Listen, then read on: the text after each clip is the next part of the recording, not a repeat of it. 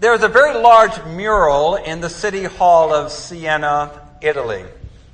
It's a fascinating piece that goes back to the late 14th century to the painter Ambrogio Lorenzetti, who painted, and curiously, not a typical religious theme common of the 14th century, but a description of politics.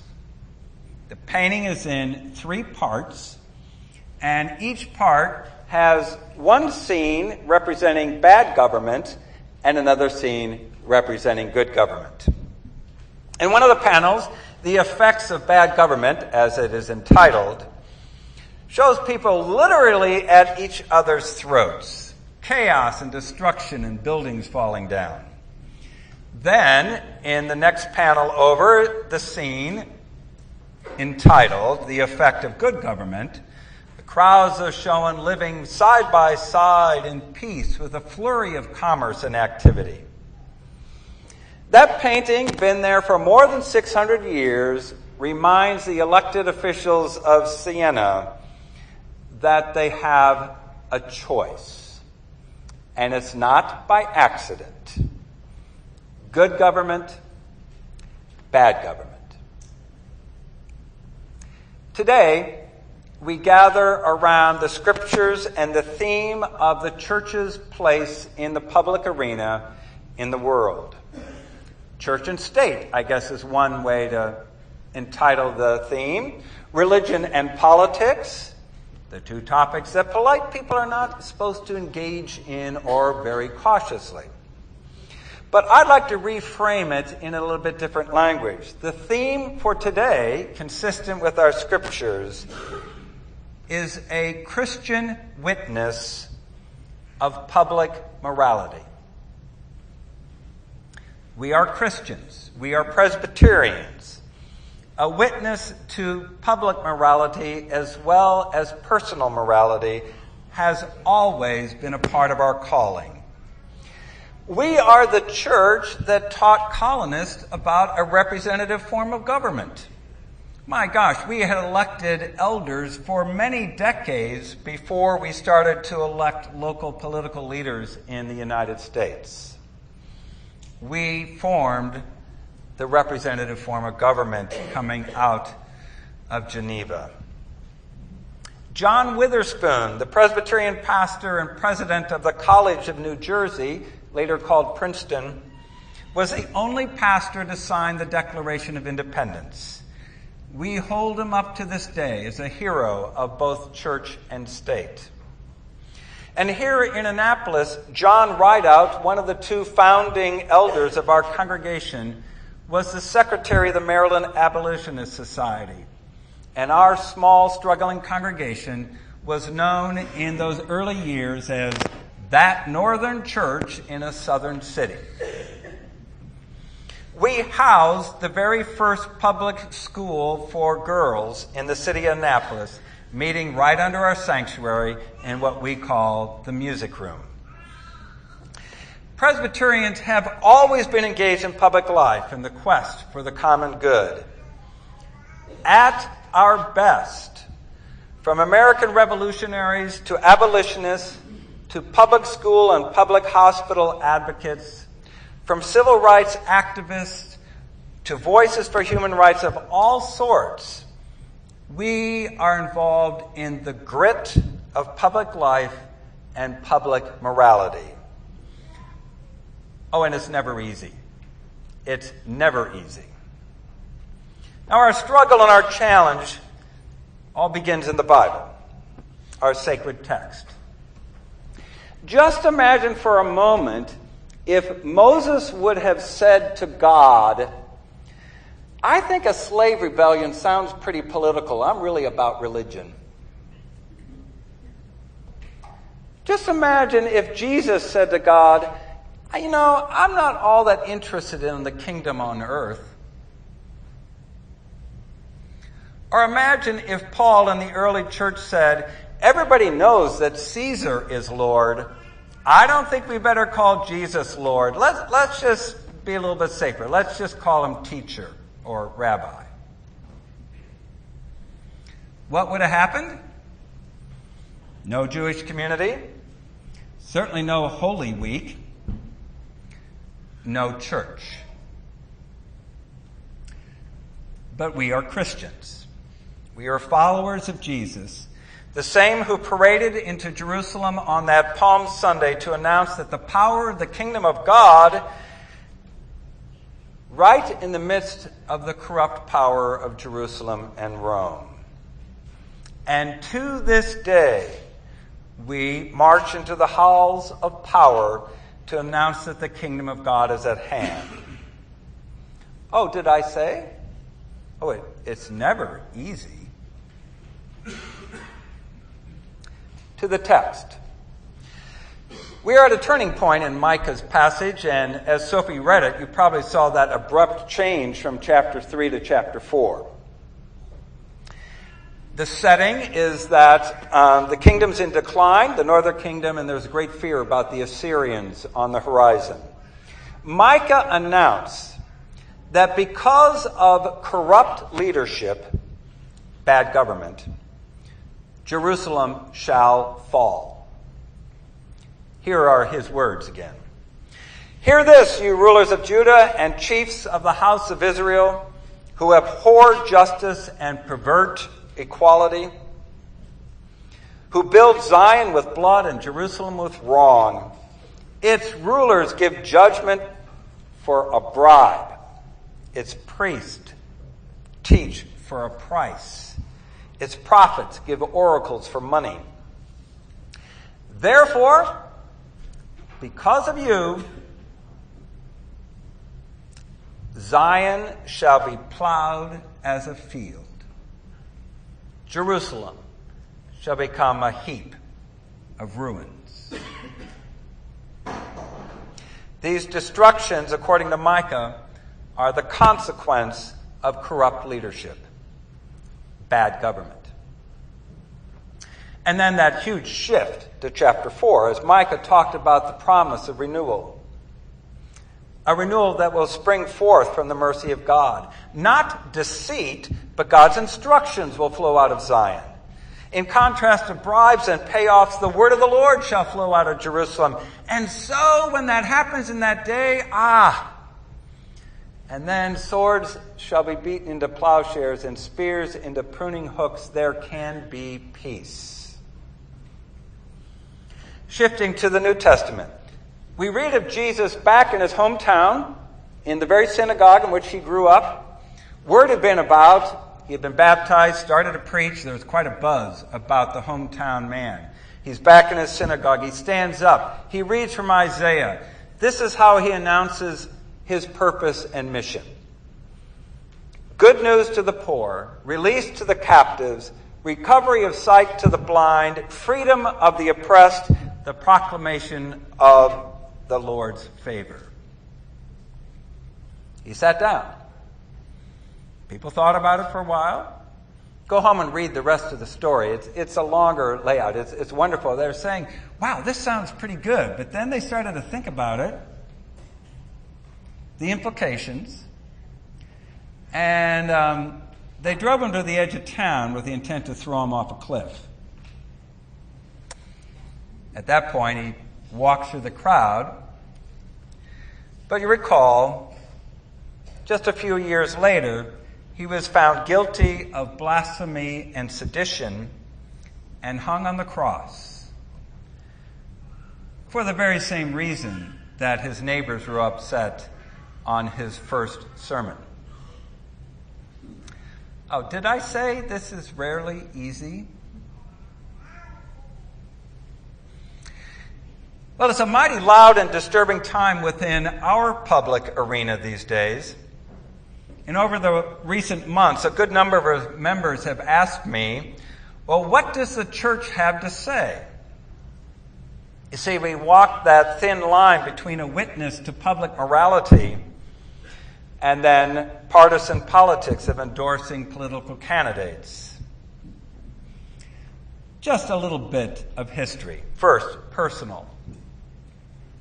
I left the Presbyterian Church for a number of years in my youth Having been exposed and raised in a congregation that was typically frightened of its own shadow and wouldn't dare touch a controversial issue. So I left. It was irrelevant to my life at that time.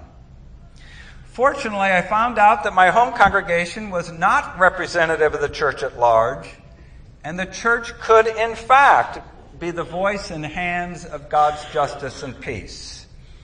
I found my way back to the Presbyterian Church. And one of the reasons that I pursued being a minister, that if the church could produce a Dietrich Bonhoeffer in Germany, and a Martin Luther King Jr. in the United States, and a William Sloane Coffin post-World War II, then I'd want to be a part of it. Not that I would be one of them, but corporately, we could be counted among them. Yes, some history helps. I hope you read carefully today's prayers and creeds that we will say in a moment, all for a sweep of our history. The Barmen Declaration, 1934, German Reformed church leaders. The Confession of 1967, we Presbyterians at that tumultuous time. And that banner representing the Belhar Confession, written in 1982 in South Africa, and we have just welcomed it as a teaching document, a creed, within the Presbyterian Church. So within this sweep of history, I see the need for us today to make a strong witness in two particular areas. First, we need to reject the hostile, racist, and xenophobic rhetoric that plays upon fear and pride, fear and arrogance. We are at a dangerous moment, and much of our political process is failing miserably. It is not just that the discourse is crude, demeaning, and embarrassing. I believe it's dangerous. Demagoguery can easily slide to fascism, and I think we're kidding ourselves that, well, that's just impossible here in the United States. As the Democrats squabble and the GOP implodes, the country is desperate for a civil voice of compassion and justice. Individually and corporately, we must do everything we can to put an end to the racist, hostile, xenophobic rhetoric that is currently unleashing a violent, dark side of our culture. The statement on blue paper in your insert of your bulletin makes such a call. Heather and I signed it when it first came out in December. I invite you to take a close look at it. And second, now the odd part about my second call is that it acknowledges the observation of some of our demagogues. Namely, the anger within the United States is real and for reason, even though it is being manipulated. We as a community must come to terms with the fact that many in the middle and lower income sections of our society have been losing ground for decades. As wealth moves to the top and jobs for persons with less than a college or graduate degree disappear, frustration and despair and anger increase. The populist appeal of the far left and the far right, while different, gain energy from the same source: disenfranchisement and anger. Now here's just a few pieces of data. Manufacturing jobs have dropped by 36% since 1979. Our population has increased by 43%. Since 2000, the middle class has shrunk.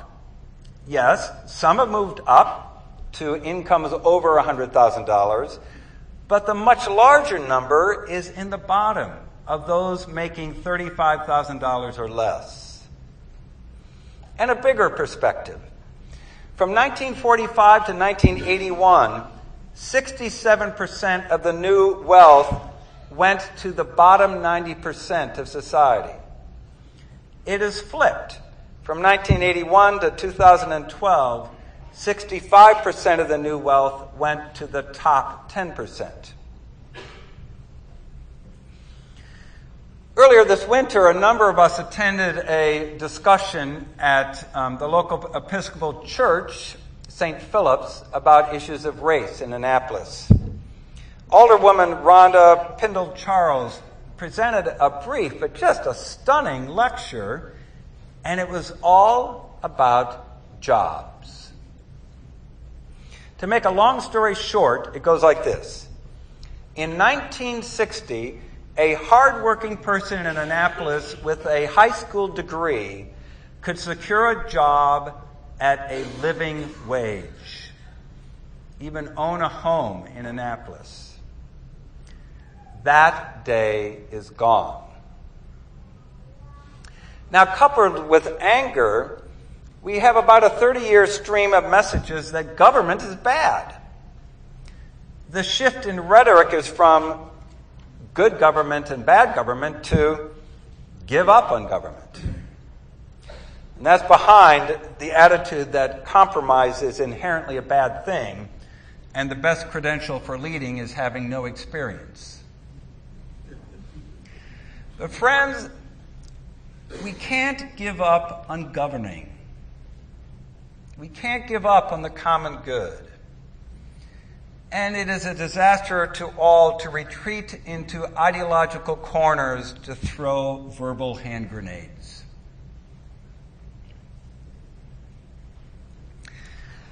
Well, I hunted through my closet because every once in a while I get the right necktie to wear on worship. Okay, believe it or not, I think about that from time to time. And I went through my closet because I had a necktie from Siena, Italy, on good government. I used to wear it every first Sunday of November. But I remembered that necktie was getting all worn out and frayed, and I realized, I tossed it out. I guess good government has run its course. So what do I wear today? So I thought about wearing the Scream, Edward Munch. I thought about wearing that one today, and I decided against it. And then I thought, maybe we should just fly away. So I got my fly away tie, birds in flight. Maybe we'll just fly away and skip it all. And then I thought, maybe we just should all take a long vacation. So I got the tie of kids sitting under a palm tree, and I'm not going to wear that one today. I chose my shalom tie. Naive, too optimistic. And then I remembered John Witherspoon, the Presbyterian pastor who signed the Declaration of Independence. And then I thought about John Newton, the slave trader turned abolitionist who wrote the hymn, Amazing Grace. And I thought about Martin Luther King Jr., who pulled us out of racist policies. And William Sloane Coffin, who taught us the hard work of being a peacemaker. So I decided,